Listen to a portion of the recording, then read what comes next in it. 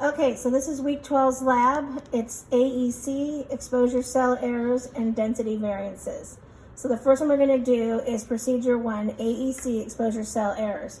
We're going to do an AP lumbar spine first, as in group 1, using the center chamber selected. That's where the spine's at. So go ahead and stay tuned. Okay, so we're going to do a 40-inch SID.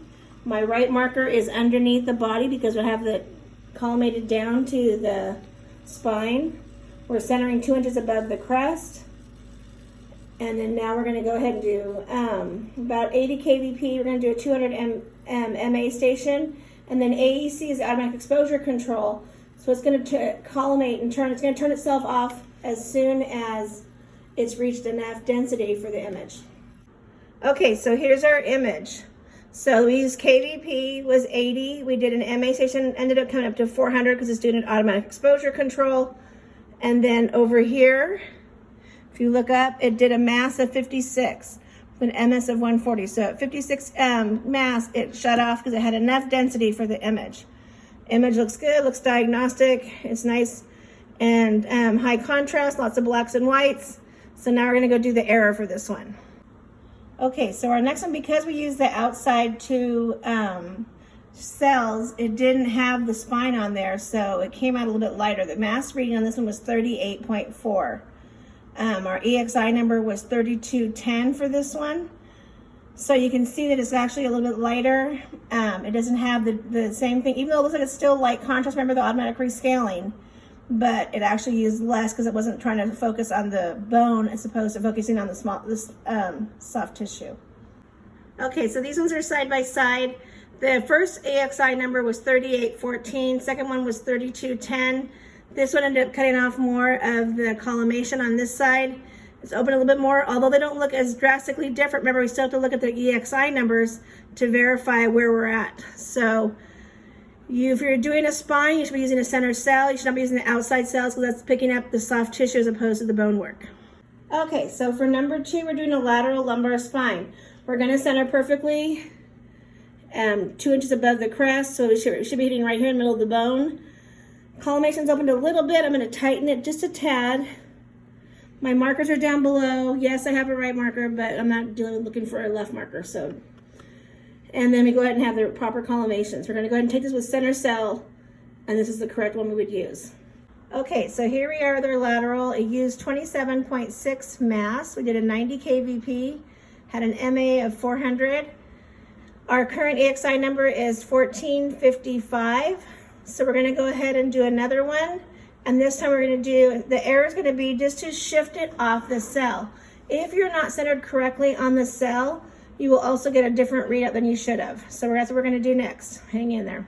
Okay, so this error is not having it correctly underneath the cell for the AEC. This happens a lot of times on lumbar spines, people's body habituses. We have a lot of adipose tissue in the back and end up being off center.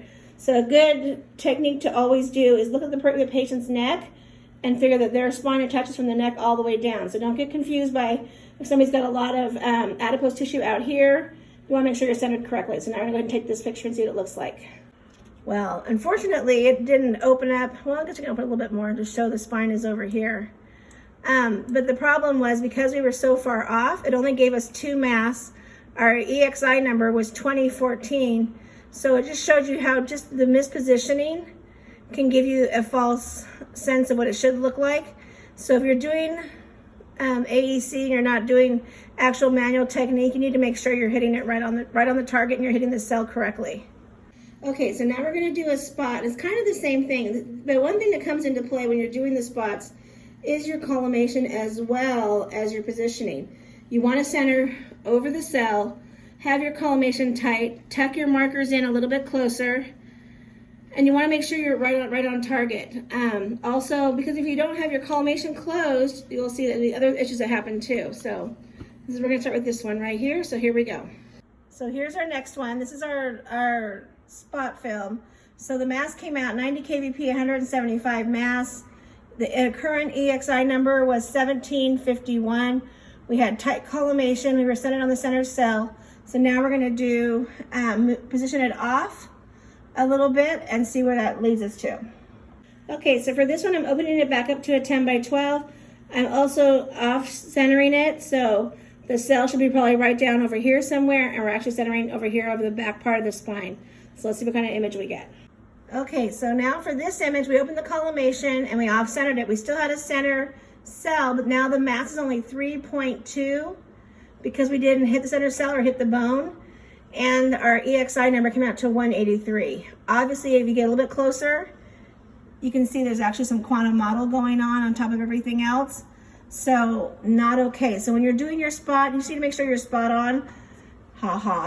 But you want to make sure that where you're at. So if you need to do whatever the trick is that you've learned to do at clinical, same thing matters. Remember, collimation is also key as opposed to just having it open as wide as you want. So make sure you collimate, make sure you're over the center cell, and then you're good. All right.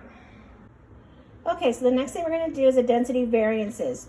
You use this in exams where the patient might be a lot smaller than an average size patient, or it could be the other way, a larger patient than the average size patient. Also, depending on what the pathology is, you might want to use a positive or negative density if you don't do the manual technique.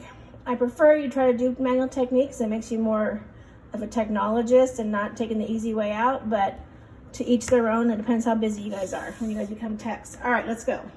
Okay, so we're going to do the chest x-ray one first. I'm doing an AP chest, 60 inches SID, 110 kVp, and it's coming up with a 320 MA station. We're going to go do the first one normally without using any density controls and see what it comes out to, and then we'll do the two other ones. Here we go. Okay, so here's the first one. 110 kVp came up as 4.4 mass using a 320 MA station, and the EX number was 1626. You can see it. You can see all your lung tissues. You can see your soft tissue. So now we're going to add a density of added 3 and see what that comes out to. Okay, so this is a density of +3. The mass readout was 19.2, still 110 kVp at 320 MA station. Now the EXI number is 6916. To the eye, it doesn't look as much differently, but you can tell by the EXI number that we've gone up in technique. So now the next one we're going to do is going to be a negative technique of -3 on the density part. So here we go. Okay, so here we go. So this one was a -3. Mass reading was 2.8.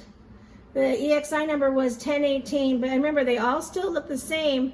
You have to go by what your EXI number is. And when you're dealing with this, it was like somebody had something with a different problem where the lungs were overinflated from different diseases. You have to figure those out yourselves. Or if there was a density having it raised by so much because the lungs were full of fluid of some type, that would be the reason why you'd be doing the density reading differences. Okay, so here we go. So this is our left shoulder. We did it 70 kVp. It came up with a mass of 21.2, so 70 at 20 is about right. Our EXI number was 3014. We used a 200 MA station on this one. So this is our normal one that's done correctly. Now the next one we're going to do, we're going to add the density +3 and see where that ends up. So this one didn't change as much. It's 29.6. The EXI number is 4187. It still looks diagnostic, and we're good. That was a +3. Now we're going to do a -3. Okay, so before we get started, everyone can just look at the same thing. Your KVP is being set, your MA is being set because we're on AEC. We're doing a center cell, but what I want to show you is the density. Here's your -3. I can go up and make it a 0 again and go +3, but every machine has a density reading if you need to make a difference in it. So that's where that's at. So now here's the last one for this one. It's a mass reading out of 12.8. Still our 200 MA station, 70 kVp. Our EXI number is now 1859. It still looks good. Like I said, this is what we talk about, that automatic rescaling over and over and over again. You can underexpose it or overexpose it, and you can still get the image look almost the same. So you got to really rely on your EXI numbers when you guys are doing these exams. Okay, so now we're going to do a T-spine AP. You want to make sure your collimation is tight. We're going to be using the center cell because that's where we're going to put the T-spine right over. Marker on there as well. We're going to do 3 images of these, one with regular density, one +3, and then one -3. Here we go.